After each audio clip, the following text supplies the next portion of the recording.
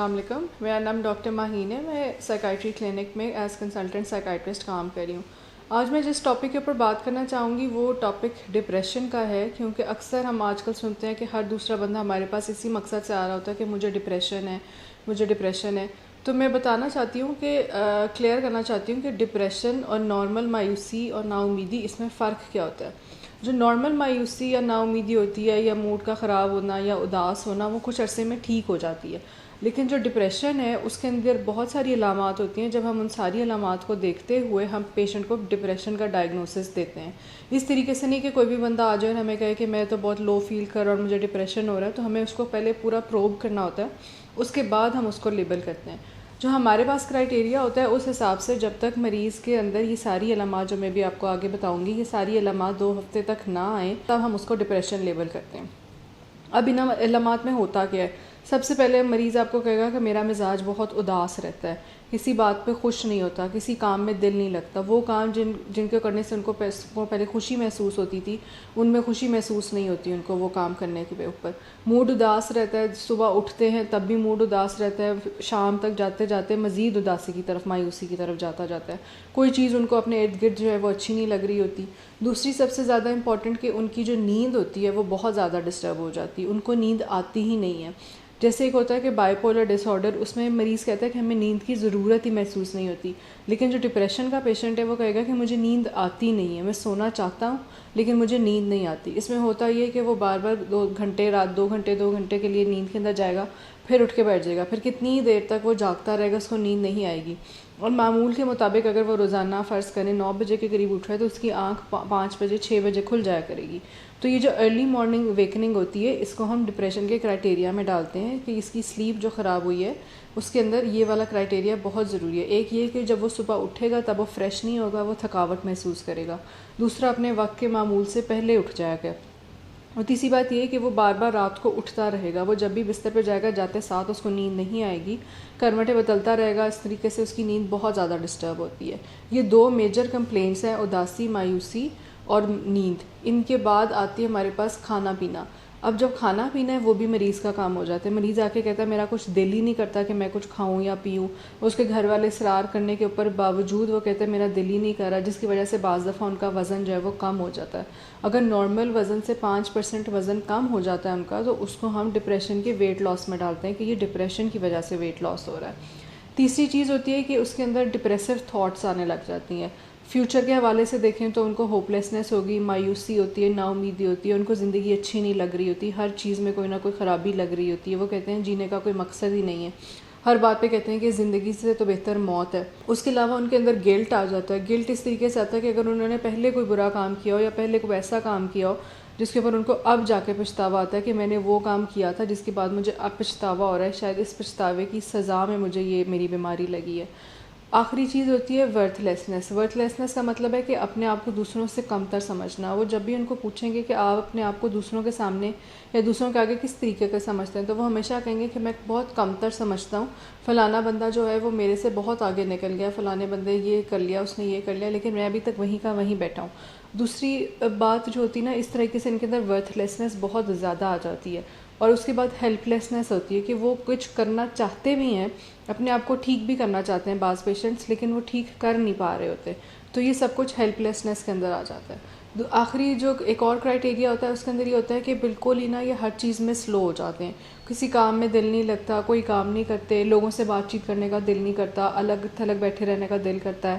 جن کاموں میں پہلے مزہ آتا تھا وہ کام کرنا چھوڑ دیتے ہیں، لوگوں سے ملنا جلنا چھوڑ دیتے ہیں. بالفرض اگر ان کے کوئی دوست ہیں جن کے ساتھ وہ پھرتے ہیں، ان سے ملنے کا دل نہیں کرے گا، گھر والوں سے بات چیت کرنے کا دل نہیں کرے گا، ٹی وی وغیرہ کچھ دیکھتے ہیں وہ کرنے کا دل نہیں کرے گا.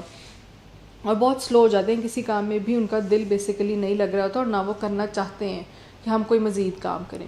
اس کے بعد آتی ہے کہ ان کے اندر جو سیلف ہارم کی آئیڈیشن ہے یا جو سیلف ہارم، اپنے آپ کو نقصان پہنچانے کی جو صلاحیت ہوتی ہے، وہ ان کے اندر بڑھ جاتی ہے. وہ خودکشی کی سائڈ پہ زیادہ آنا شروع ہو جاتے ہیں. ہر بات پہ جو نا ان کو لگتا ہے کہ بس جیسی زندگی میری ختم ہوگی اس کے بعد میں ٹھیک ہو جاؤں گا، اس کے بعد مسئلے سارے میرے ختم ہو جائیں گے.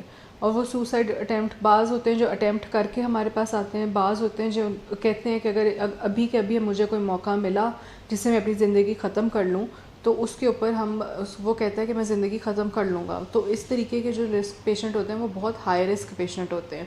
ان کو ہمیں داخل کرنا ہی کرنا ہوتا ہے، چاہے وہ پیشنٹ کہے یا نہ کہے، گھر والے کہیں یا نہ کرے۔ پاکستان کے لاء کے مطابق بھی اگر کوئی پیشنٹ اتنا شدید سوسائڈل ہے کہ وہ منہ سے کہہ رہا ہے کہ مجھے داخل کریں، تو ہم اس کو ایمرجنسی وتھ ہولڈ وغیرہ کر لیتے ہیں، اور اپنی پاکستان کے لاء کے مطابق اس کو پیشنٹ کو ہم ایڈمٹ کر سکتے ہیں۔ اس کے بعد یہ ساری علامات ہوتی ہیں جو ڈپریشن کے کرائٹیریا کے اندر آتی ہیں۔ اب اس کا علاج کیا؟ اب علاج جو ہے وہ دو طریقوں کا ہوتا ہے، ایک وہی جو سائیکو تھیریپی ہے، اور ایک وہ جو ہم میڈیسنس کے ذریعے علاج کرتے ہیں۔ جو ہم دیکھتے ہیں کہ مائلڈ ٹو ماڈریٹ کی کنڈیشن میں جا رہا ہے، کوئی بہت زیادہ اس کے اندر فنکشنل امپیئرمنٹ نہیں آئی ہے، تو ہم اس کو مائلڈ ٹو ماڈریٹ کی اس کیٹیگری کے اندر ڈالتے ہیں، اور اس کے اندر ہم صرف پریفر کرتے ہیں کہ یہ صرف سائیکو تھیریپی یعنی کہ جو بات چیت کے ذریعے ہوتے ہیں، ہم بات چیت کے ذریعے اس کے مسئلہ حل کر لیں۔ لیکن اگر کنڈیشن بہت زیادہ سیویئر ہوتی ہے، جیسے کہ پیشنٹ آتا ہے سوسائڈ کے ساتھ آتا ہے ہمارے پاس، اٹیمپٹ کے ساتھ آتا ہے، یا کہتا ہے کہ میں کرنا چاہتا ہوں، یا کہتا ہے کہ میں اس زندگی سے موت بہتر ہے، میں موت کی طرف جانا چاہتا ہوں، اس زندگی میں زندہ نہیں رہنا چاہتا، تو وہ سیویئر کی کیٹیگری میں آتا ہے۔ اور پھر جو ماڈریٹ ٹو سیویئر کی جو کیٹیگری ہے، ان کو ہم اینٹی ڈپریسنٹس کے اوپر ڈالتے ہیں، ان کی کنڈیشن کو دیکھتے ہوئے کہ ان کو کیا ان کی فزیکل کنڈیشن کیا ہے، اس کے حساب سے اس کے مطابق ہم اس کو میڈیسن پرسکرائب کرتے ہیں کہ آیا مریض کے اندر کوئی اور میڈیکل ایشو تو نہیں ہے، کوئی اور اس کے علاوہ سائڈ بائی سائڈ کوئی اور سائیکائٹرک النس تو نہیں اس کو چل رہی، اس حساب سے ہم اس کو میڈیسن پرسکرائب کرتے ہیں۔ جب میڈیسن سے وہ تھوڑا بہت بہتر ہو جاتا ہے تو اس کے بعد پھر ہم اس کو سائیکو تھیریپی کے اوپر لے کر آتے ہیں، اور پھر دونوں چیزیں سائڈ بائی سائڈ چلتی رہتی ہے۔ دوائی کا جو کورس ہوتا ہے وہ میں مانتی ہوں تھوڑا سا لمبا ہوتا ہے، 6 سے 9 مہینے ہوتا ہے۔ 6 سے 9 مہینے بھی تب جب مریض آ کے آپ کو کہے گا کہ میں 80% ٹھیک ہوں، اس کے بعد کے 6 سے 9 مہینے۔ میں اس بات کو بالکل ایکسیپٹ کرتی ہوں، مانتی ہوں کہ 6 سے 9 مہینے دوائی کھانا ایک بہت مشکل کام ہے، لیکن اگر مریض یہ 6 سے 9 مہینے دوائی نہیں کھاتا ہے، جو کہ اکثر مریض کرتے ہیں کہ 2-3 مہینے کھائیں گے اور پھر کہتے ہیں ہم بالکل ٹھیک ہو گئے، اور پھر دوائی چھوڑ دیتے ہیں۔ دوائی چھوڑنے سے ہی ہوتا ہے یہ ہے کہ کچھ عرصہ تو وہ ٹھیک رہتے ہیں، کیونکہ ان کا کیمیکل امبیلنس جو ہوتا ہے وہ مینٹین رہتا ہے، دوائی کی وجہ سے دوائی بلڈ میں رہتی ہے، مینٹین رہتا ہے۔ لیکن جیسے ہی دوائی کا لیول کم ہونے لگتا ہے، پیشنٹ واپس ریلیپس میں چلا جاتا ہے، اور پیشنٹ اگر دفعہ ریلیپس میں چلا جائے تو اس کے بعد اس کی کنڈیشن مزید ورسن ہو جاتی ہے، وہ اور زیادہ سوسائڈ کے اس سے آ سکتا ہے، اور زیادہ نا امیدی مایوسی کے ساتھ آ سکتا ہے، اور زیادہ نیگیٹو تھاٹس کے ساتھ آ سکتا ہے۔ تو ہم ہمیشہ پیشنٹ کو کہتے ہیں کہ آپ نے ٹھیک ہونے کے بعد بھی 6 سے 9 مہینے دوائی جاری رکھنی ہے۔ اس کے بعد ہم آہستہ آہستہ کر کے جب مریض ٹھیک ہونے لگتا ہے، ہمیں پتہ چلتا ہے کہ پیشنٹ ٹھیک ہو رہا ہے، تو ہم پھر اس کو آہستہ آہستہ دوائیوں سے ہٹا دیتے ہیں۔ یہ جو ہم لوگوں کی ایک کچھ متس بنی ہوئی ہیں کہ جی دوائی ساری زندگی کھانی ہے، ایسا نہیں ہوتا۔ دوائی میں مانتی ہوں لمبے عرصے کے لیے کھانی ہے۔ ویسے یہ جیسے شوگر اور بلڈ پریشر کی دوائی ہے، جب شوگر اور بلڈ پریشر کی دوائی آپ کھا رہے ہیں اور وہ پھر اوپر نیچے ہوتی رہتی ہے، اگر آپ کا شوگر لیول کم ہے تو آبویسلی آپ کی جو شوگر کی دوائی ہے وہ تھوڑی سی کم ہو جائے گی، اگر آپ کا شوگر لیول ہائی چل رہا ہے تو آپ کی شوگر کی دوائی بڑھا دیں گے۔ یہ اسی طریقے سے میڈیسن جو ہے نا، وہ ہماری سائیکائٹرک میڈیکیشنز جو ہیں وہ اسی طریقے سے چلتی ہیں۔ لیکن مسئلہ صرف آتا ہے جب مریضوں کو یہ لگتا ہے کہ بس ایک دفعہ دوائی کھا لی تو ساری زندگی کھانی پڑے گی، ایسا ہرگز بھی نہیں ہوتا۔ وہ دوائی میں نے آپ کو جیسا بتایا 6 سے 9 مہینے کے بعد اگر پیشنٹ ٹھیک ہو جاتا ہے تو ہم دوائی آہستہ آہستہ کر کے ٹیپر کر کے بند کر دیتے ہیں۔ اسی طریقے سے اگر ان پیشنٹس کے اندر نیند کا ایشو آ رہا ہے تو ہم تھوڑی سی نیند کی دوائی بھی دیتے ہیں۔ اس سے ہوتا یہ کہ وہ صرف نیند کی دوائی ایکٹ نہیں کرتی، وہ ان کی جو انگزائٹی ڈپریشن ہے اس کو بھی سیٹ کرتی ہے، اس کو بھی صحیح کرتی ہے۔ لیکن پیشنٹس کے اندر یہ اسٹگما ہے، یہ میتھ ہے کہ ایک دفعہ ہمیں نیند کی دوائی لگ گئی تو لگ گئی، ساری زندگی پھر ہمیں نیند کی دوائی کے اوپر ہی رکھا جائے گا۔